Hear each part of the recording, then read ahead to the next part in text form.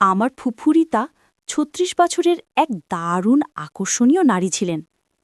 তার চেহারায় বয়সের ছাপ পড়েনি বলে তাকে দেখলে মনে হতো তিনি অনেক ছোট। ফুফু আমাদের বাড়িতে গৃহশিক্ষিকা হিসেবে কাজ করতেন। তার ব্যবহার, যত্ন এবং পরিবারের প্রতি দায়িত্বশীলতায় আমরা সবাই মুগ্ধ ছিলাম। একদিন ফুফু বললেন, আমি তোমার পায়ে তেল মালিশ করে দিতে চাই। আমি বারবার বললাম, ফুফু, এটা ঠিক হবে না। কিন্তু তিনি জোর করলেন। তখন আমি ছিলাম ২৩ বছরের তরুণ। ফুফুর এই ব্যবহার আমাকে অবাক করেছিল। ছোটবেলা থেকেই তিনি আমাকে সবসময় ভালোবাসতেন, আমার যত্ন নিতেন। মা বাবা কানাডায় ২ মাসের জন্য যাওয়ার সময় বাড়ির দায়িত্ব ফুপুর উপরই ছিল। ফুপু ছিলেন এমন একজন যিনি সংসারের প্রতিটি বিষয় খুঁটিনাটি জানতেন। তার জন্য আমাদের কখনোই কোনো অসুবিধা হয়নি। মা বাবা যাওয়ার পর ফুপুর সঙ্গে আমার সময় কাটত বাড়ির কাজ নিয়ে। তার প্রতি আমার মুগ্ধতা ধীরে ধীরে বাড়তে থাকে। একদিন আমি তার কাছে গেলাম।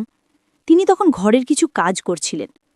তার প্রতি আমার যে ভালো লাগা কাজ করছিল তা কোনোভাবেই তাকে বলতে পারছিলাম না। একদিন মায়ের শাড়ি পরে ফুপু যখন ঘরে এলেন, তখন তাকে দেখে আমি সত্যি অবাক হয়ে গেলাম। শাড়িতে তাকে এত সুন্দর লাগছিল যে আমি কিছুক্ষণ তাকিয়েই রইলাম। তিনি বললেন, তোমার মায়ের শাড়িতে আমাকে কেমন লাগছে রাতুল? আমি কিছু বলতে পারলাম না। তার সৌন্দর্যে আমি মুগ্ধ হয়ে গিয়েছিলাম। পরবর্তী কিছুদিন ফুফু আমাকে ছোটবেলার স্মৃতিগুলো মনে করিয়ে দিচ্ছিলেন। তার সঙ্গে গল্প করতে করতে আমি আবেগপ্রবণ হয়ে পড়তাম।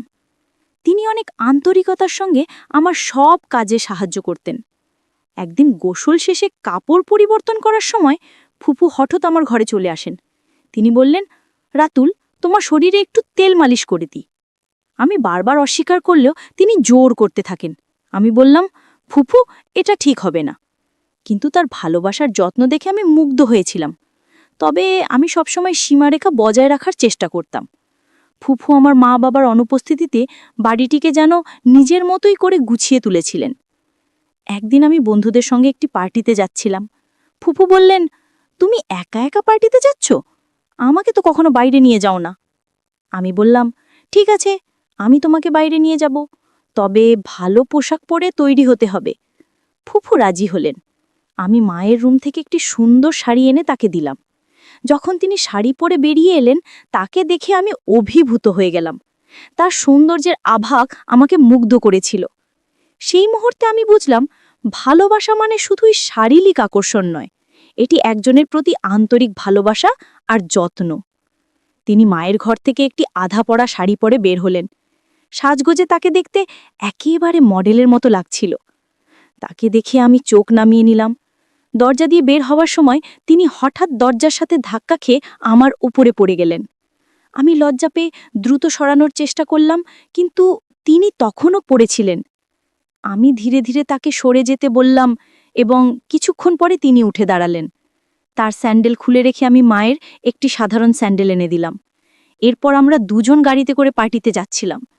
পার্টিতে গিয়ে আমার বন্ধুরা তাকে দেখে মনে করল তিনি আমার বান্ধবী। কিন্তু ফুফু তাদের ভুল না ভেঙে বরং সবার সামনে বললেন, আমি রাতুলের বন্ধু। পার্টি শেষে আমি তাকে জিজ্ঞেস করলাম, তুমি কেন এমন করলে? তিনি হেসে বললেন, তোমার বন্ধুরা যখন ভাবল আমি তোমার বান্ধবী, তখন তোমার মুখের অভিব্যক্তি দেখার জন্য আমি নিজেকে তোমার বন্ধু হিসেবে পরিচয় দিয়েছিলাম। যদি এতে কোনো সমস্যা হয় তাহলে আমি দুঃখিত। আমি বললাম, দুঃখিত বলার কিচ্ছু নেই, তুমি যা করেছ সেটাই ঠিক ছিল। এরপর তিনি বললেন, তোমাকে ছোটবেলা থেকেই চিনি, তাই তোমার মনের কথা বুঝতে পারি। আমি মুচকি হেসে বললাম, তুমি আমার বন্ধু হয়েই থেকো। তখন তিনি বললেন, আমাকে তুমি মিতালি বলে ডাকতে পারো, এতে আমাদের সম্পর্ক আরও স্বাভাবিক হবে। যদিও প্রথমে তাকে মিতালি বলে ডাকতে কিছুটা লজ্জা পেয়েছিলাম, তবুও নামটি বলার পর তিনি মুচকি হাসলেন। পরের দিন সকালে আমি কলেজে যাওয়ার জন্য কোন শার্ট পরব তা নিয়ে বিভ্রান্ত ছিলাম। মাকে ফোন দিতে যাচ্ছিলাম, তখনই মিতালি ফুপু ঘরে এসে বললেন, কোন শার্ট পরবে সেটা নিয়ে চিন্তা করছো? তোমার ফুপু যখন আছেন তখন আমাকে জিজ্ঞেস করলেই পারো। তিনি একটি শার্ট তুলে দিলেন এবং সেটি পরে আমি কলেজে গেলাম। বিকেলে তিনি বললেন, তোমাকে খুব ক্লান্ত লাগছে, চলো আজ তোমার মাথায় তেল মালিশ করি। এরপর আস্তে আস্তে আমার মাথায় তেল মালিশ করতে শুরু করলেন। পরদিন সকালে ঘুম থেকে উঠে দেখলাম তিনি আমার পায়ের কাছে শুয়ে আছেন। আমি আতঙ্কিত হয়ে বললাম, আপনি এখানে কেন? তিনি বললেন, আমি শুধু তোমার কাঁধে হাত রেখেছিলাম, আর তাতেই তুমি ঘুমিয়ে পড়েছিলে। তোমার মা কি কখনো তোমাকে এমন মালিশ করে দেয়নি? আমি বললাম, আমার মা সব সময় আমার যত্ন নেন, তবে এটি আমার জন্য নতুন অভিজ্ঞতা। মিতালি ফুপু চুপচাপ মাথা নিচু করে বাইরে চলে গেলেন। কয়েকদিন পর বাবা মা বাসায় ফিরে এলেন। রাতের খাবারের পর মিতালি ফুপু রান্নাঘর পরিষ্কার করে নিজের ঘরে চলে গেলেন। আমি সেদিন রাতে তার ঘরে গিয়ে বললাম, আজ আমাদের বেশি কথা হয়নি, তাই তোমার সঙ্গে দেখা করতে এসেছি। তিনি হাসি দিয়ে বললেন, ঠিক আছে, যদি কোনো প্রয়োজন হয় আমাকে বলো, আমি তোমার জন্য এখানে আছি। পরদিন সকাল ৯টার সময় উঠে দেখি নাস্তা এখনো তৈরি হয়নি। সাধারণত মিতালি ফুপু সকাল ৮টার মধ্যেই নাস্তা তৈরি করে ফেলতেন।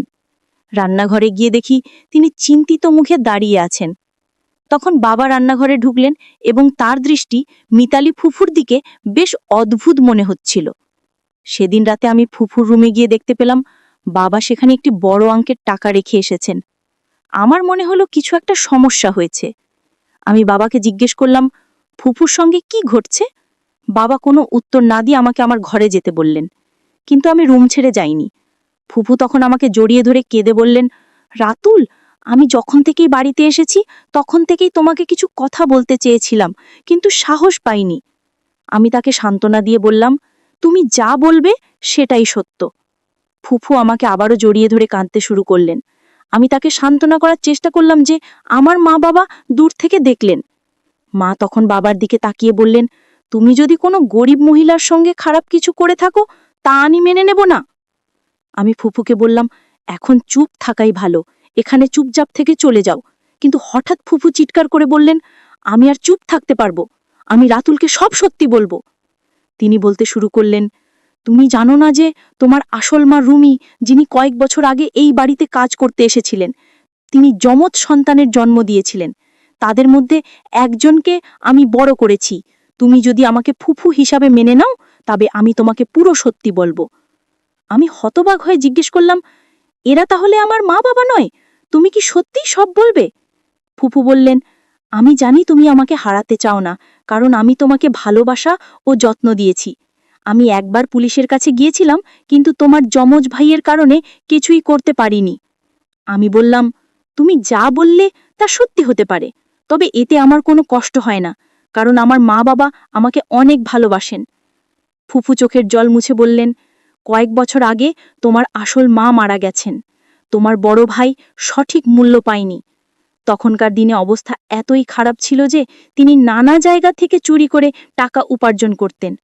এমনকি একবার তিনি তোমার বাবা মার কাছ থেকেও লাখ টাকা চেয়েছিলেন, কিন্তু তারা এত বড় অঙ্কের টাকা দিতে অস্বীকার করেছিলেন। বাধ্য হয়ে তিনি কিছু টাকা দিয়ে বাড়ি ছেড়ে চলে যান। আমি অবাক হয়ে শুনতে থাকলাম।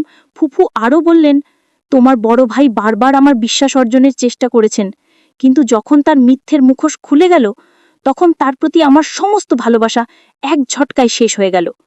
তিনি আরও যোগ করলেন, কয়েক বছর আগে তোমার বাবা মা আমাকে তোমাকে দত্তক নেওয়ার জন্য টাকা দিয়েছিলেন, কিন্তু আমি সেই টাকা সঠিকভাবে ব্যবহার করতে পারিনি। তোমার বড় ভাইকেও সঠিকভাবে লালন পালন করতে ব্যর্থ হয়েছি।